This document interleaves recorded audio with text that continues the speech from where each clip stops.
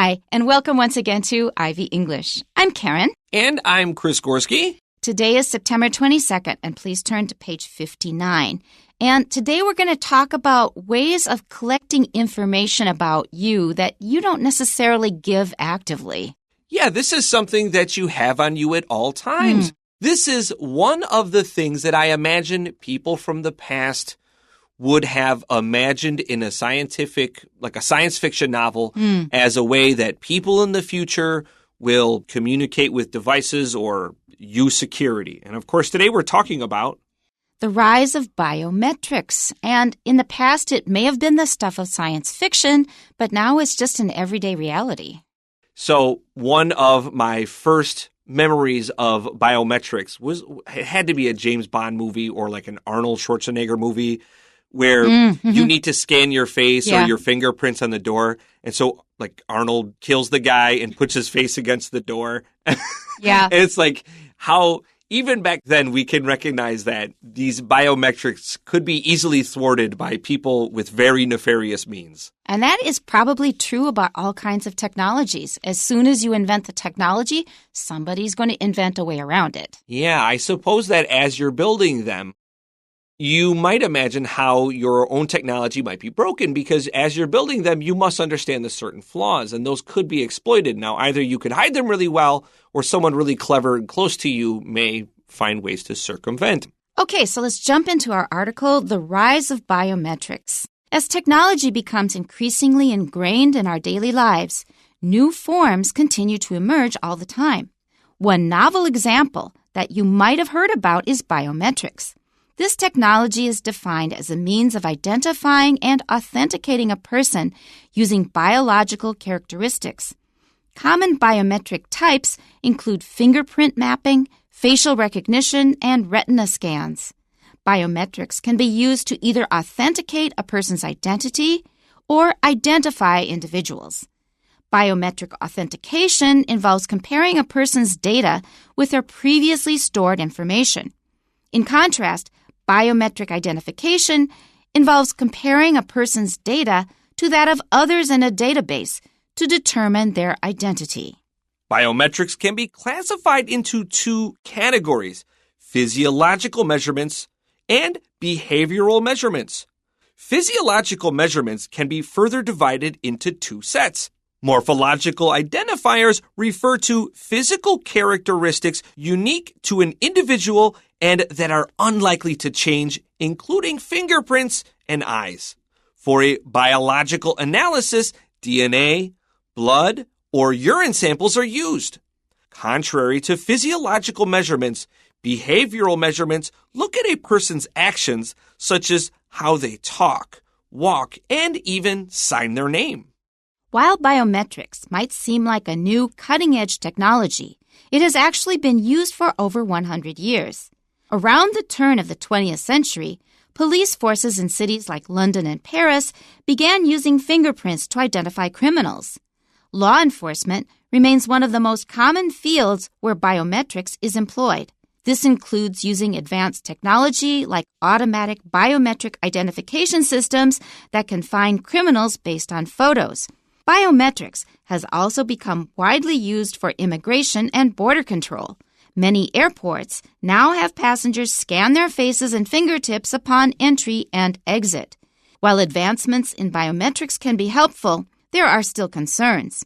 Not all biometric tests are 100% accurate, and some facial recognition programs have been known to misidentify people of color more frequently.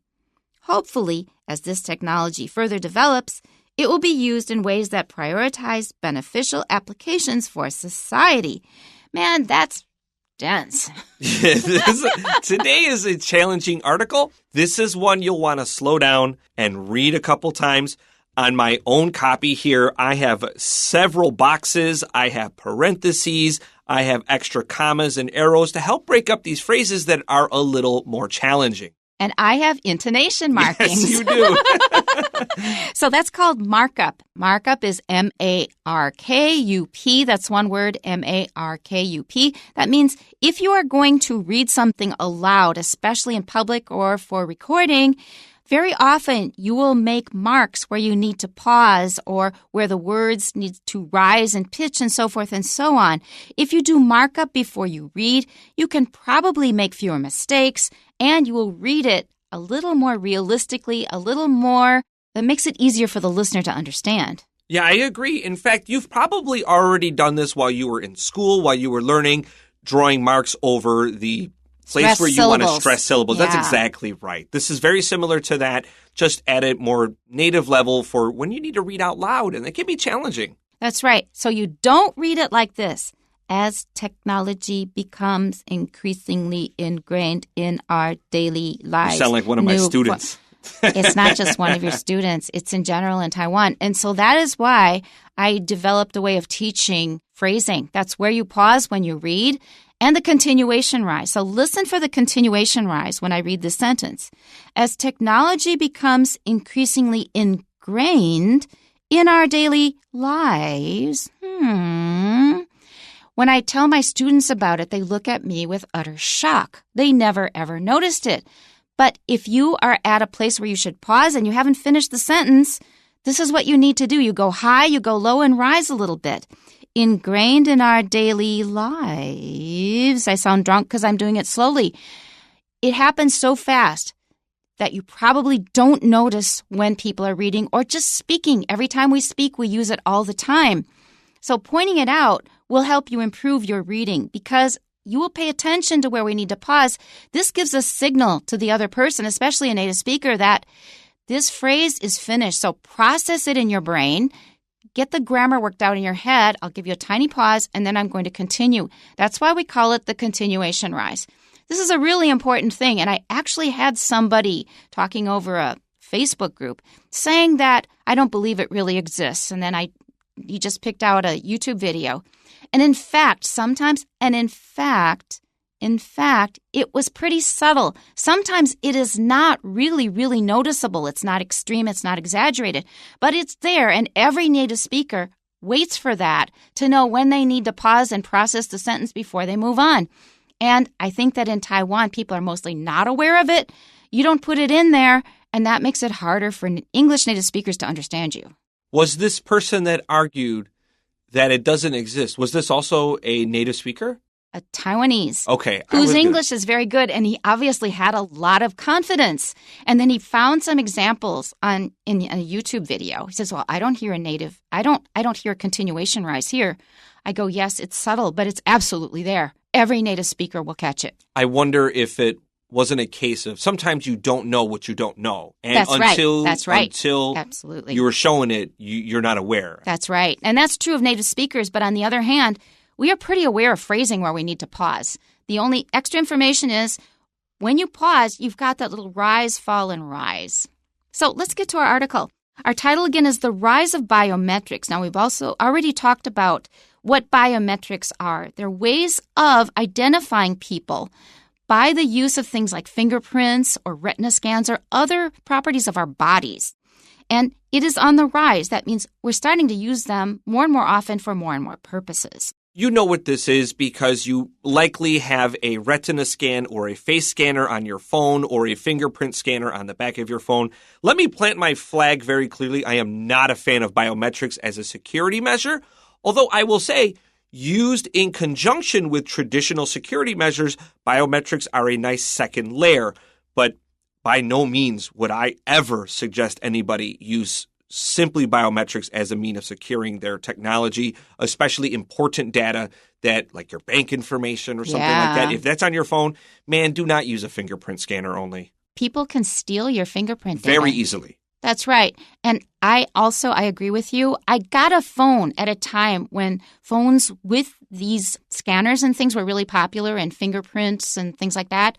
I purposely bought an earlier version of the phone that did not have these things. Now it says, do you want to add this? And I said, no. No, thank you. I just did not want to have that. So in addition, I have to say, Taiwan is a relatively safe place. So unless you're leaving your phone sitting around or putting it in your back pocket so someone can easily pick your pocket, in Taiwan, I think it's less, knock on wood, of a consideration. I believe so as well. Yeah, in the States, I might be more careful. Well, the States is another matter. Okay, our first paragraph. As technology becomes increasingly ingrained in our daily lives, new forms continue to emerge all the time. So from the very first sentence, you can see that this is a very dense article. We've got words with many syllables.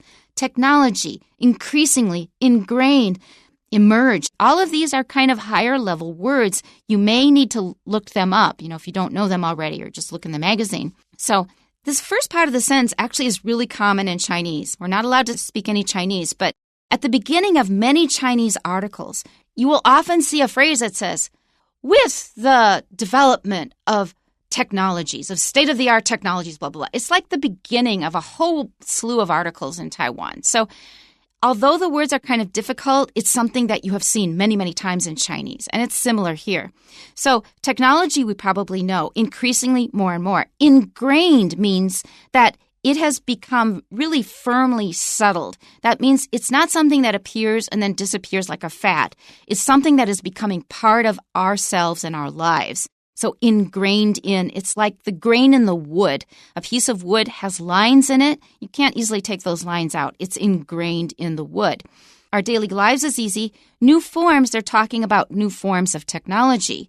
Continue to emerge. Emerge means to arise, to come out into the open all the time. So that, I think, takes care of the first sentence. Next one novel example that you may have heard about is biometrics. Now, the hardest word is biometrics, which we've already discussed.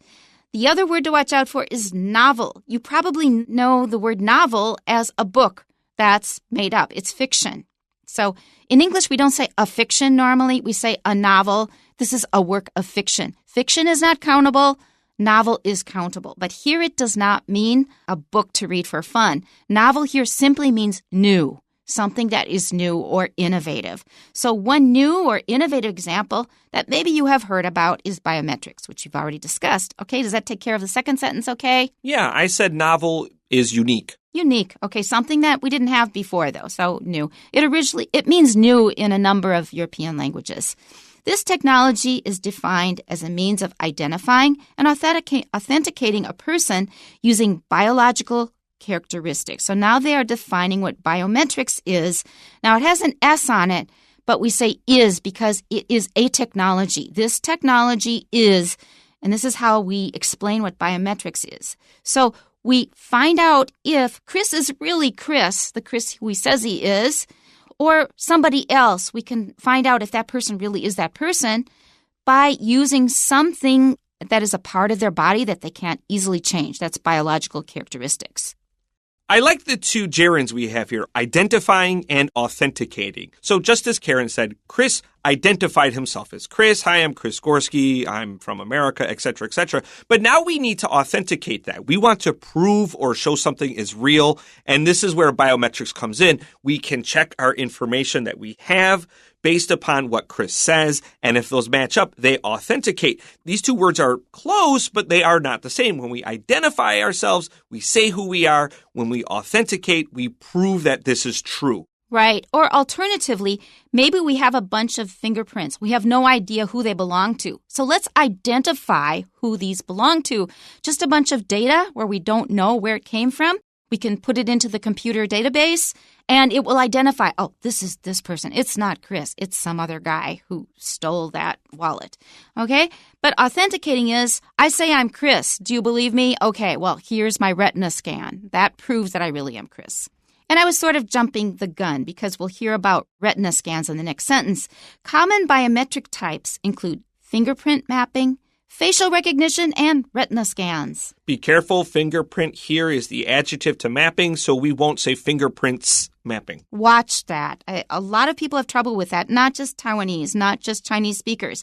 People all over the world, like from Finland and Belgium, they still get it wrong. So watch out for if there is an S or not. It's really important to native speakers of English, and it's really kind of hard, but that shouldn't prevent you from working on it. So we have some technologies mentioned here like fingerprint mapping. So the mapping means that they take some data and then they connect it to something else, mapping onto another fingerprint that you have to identify a person. That's mapping. Facial recognition means they get a scan of your face, and again, they match it to data in their database.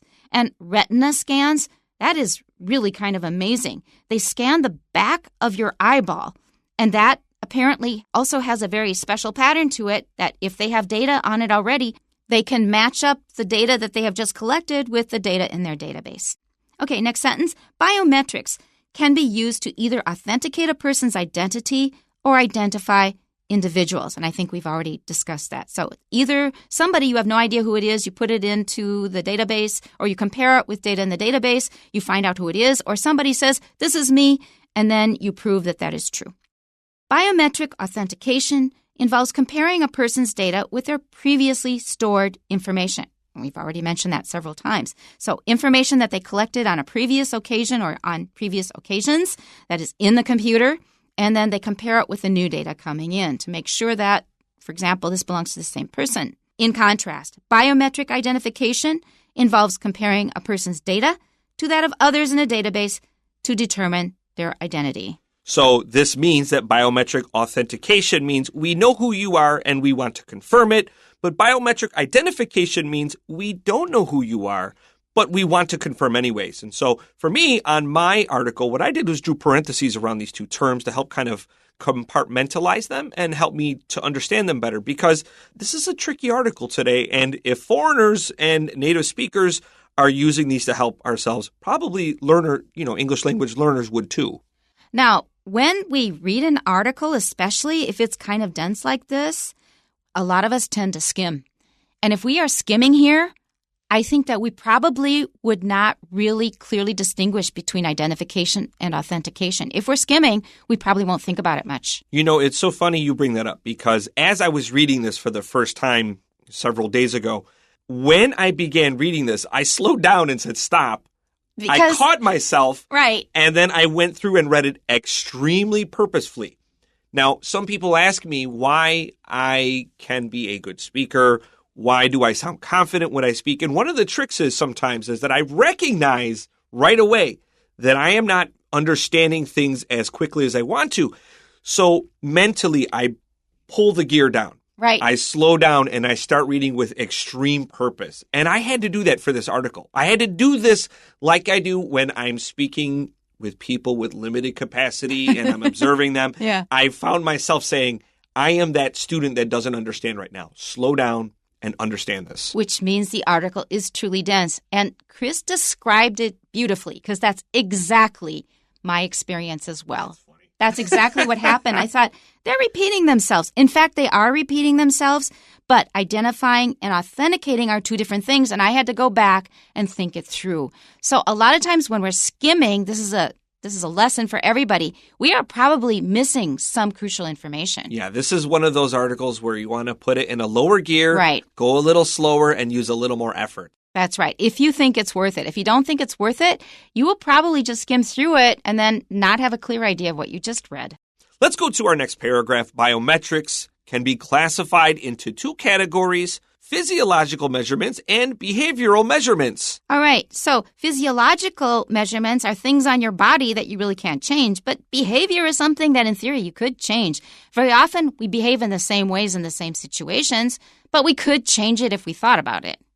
So recently, I have realized that the phrase classified into several categories has become very passé in most media senses. I keep hearing the phrase put into several buckets. I hear this phrase all the time now. That's right. It's very I don't common. recall hearing it 10 years ago, but it seems to be the new way. Put into several buckets is the new way of saying classified into several categories. All right, let's go to our next sentence. Physiological measurements can be further divided into two sets. So we have two sets and we're cutting them in half again. So now we got four.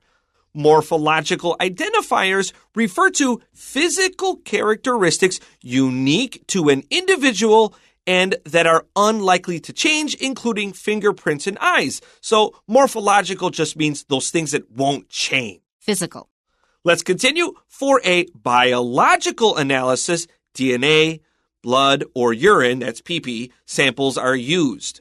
And yeah, urine, that's probably the tricky word here. It just means when you go wee-wee, that liquid. Let's continue. Contrary to physiological measurements, behavioral measurements look at a person's actions, such as how they talk, walk, and even sign their name. And that's pretty straightforward. So things that you do rather than things that are just on you or part of your body. While biometrics might seem like a new cutting-edge technology, it has actually been used for over 100 years. And the next sentence tells us how, around the turn of the 20th century, police forces in cities like London and Paris began using fingerprints to identify criminals. And I think we're all familiar with that. Law enforcement remains one of the most common fields where biometrics is employed. For example, fingerprints. This includes using advanced technology like automatic biometric identification systems that can find criminals based on photos. So if they just have a photograph of the criminal, they can get enough data to maybe identify them based on other information they've collected. Biometrics has also become widely used for immigration and border control. That's the first thing I think of. I haven't traveled for a long time, but especially going in and out of the U.S., going in and out of China, you're going to get a lot of that. Many airports now have passengers scan their faces and fingertips upon entry and exit. So if you go into a country, you leave a country, you're going to get scanned probably. Have you done this with your Taiwanese data? Do you do the facial recognition and fingerprint, or do you wait in line and let them just do the stamp? I wait in line. Really? Yes. Here, give me the scan. Pow. I just get in that line and fly on through. That's great. Fast question for you. Can you tell a person is a foreigner? Let's say they're 100 paces ahead of you. Can you tell they're a foreigner by the way they walk? Often, yes. Yes, I can too. Isn't that an odd thing? I know. I never realized that until I was here. I was like, that guy's a foreigner. I just noticed it. We walk differently. We're not looking at the skin color or hair or eyes or anything. It's from the back. They're 100 paces ahead. And they're walking. It's just a foreigner. You just notice it. And it's true of other nationalities as well. Like if they're from India or whatever, right. You can usually tell. All right, our next paragraph. While advancements in biometrics can be helpful, there are still concerns, and I agree. Yeah, they're still problematic. Not all biometric tests are 100% accurate, and some facial recognition programs have been known to misidentify people of color more frequently. And since race is probably the most sensitive thing there is in the U.S., you can see how much controversy that would cause, and it is not fair. It's not, but these programs are often tested and built around white faces. White people, males. Therefore, males, that's right. And therefore, if you don't fit that particular type, you would be misidentified more often. Yep. Hopefully, as this technology further develops, it will be used in ways that prioritize beneficial applications for society. Now, that is kind of a bland ending. It just means I hope people will not misuse these technologies, and I hope that they won't cause a lot of problems. We have a few questions for you. Number one, according to the passage, how does biometric authentication differ from biometric identification? And the answer is... Letter D, biometric authentication compares a person's information to what they previously stored. Very good. Number two. Which two of the following are not morphological identifiers? The answer is A, which refers to pictures 1 and 4. 1 is somebody writing, so handwriting is not a morphological identifier. And 4 is somebody's hairstyle. That's something that you can change. Question 3. According to the passage, in what way are airports using biometrics? And the answer is C. Faces and fingertips are scanned to record who leaves or enters a country. And finally, number 4. Which aspect of biometrics is not discussed in the passage? And the answer is D, costs of utilizing it. They didn't talk anything about that, and I'm sure all this stuff is very, very expensive. That's it for today. We'll see you next time. Bye-bye. Bye-bye.